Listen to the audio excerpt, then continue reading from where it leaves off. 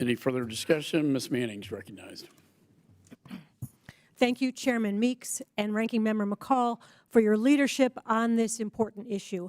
I am proud to support H.Res 559, a bipartisan resolution I helped introduce with Chairman McCall and colleagues on both sides of the aisle to make clear that we will never tolerate Iran acquiring a nuclear weapon.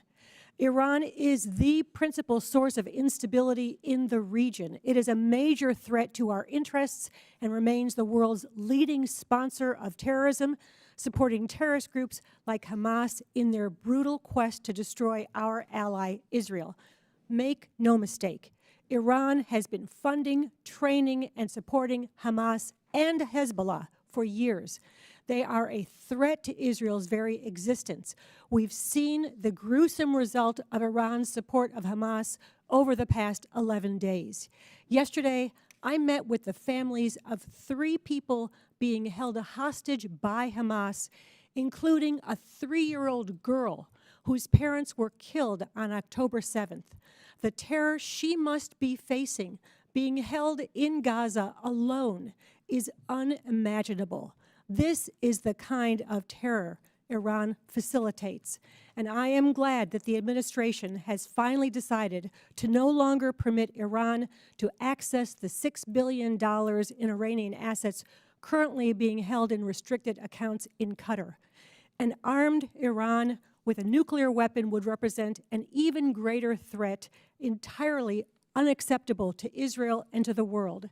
For the past few years, Iran has flagrantly violated the terms of the nuclear deal, blown past restrictions, continued to enrich uranium to dangerous levels, bringing it closer than ever to being able to produce a nuclear weapon.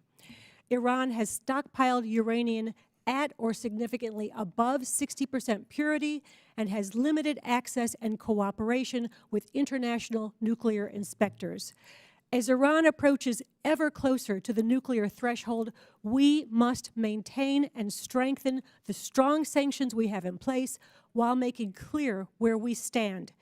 That is why this resolution emphasizes that it is U.S. policy to prevent a nuclear-armed Iran using all means necessary, as well as to support our partners and allies like Israel in the face of such an existential threat. Sending a clear message that acquiring an illegal nuclear weapons capacity is unacceptable is all about deterring Iran, not seeking confrontation or war with them. Mr. Chairman, colleagues on both sides of the aisle should agree that it is absolutely in our interest to restrain Iran's nuclear ambitions and in the interest of a more stable, secure, and peaceful region.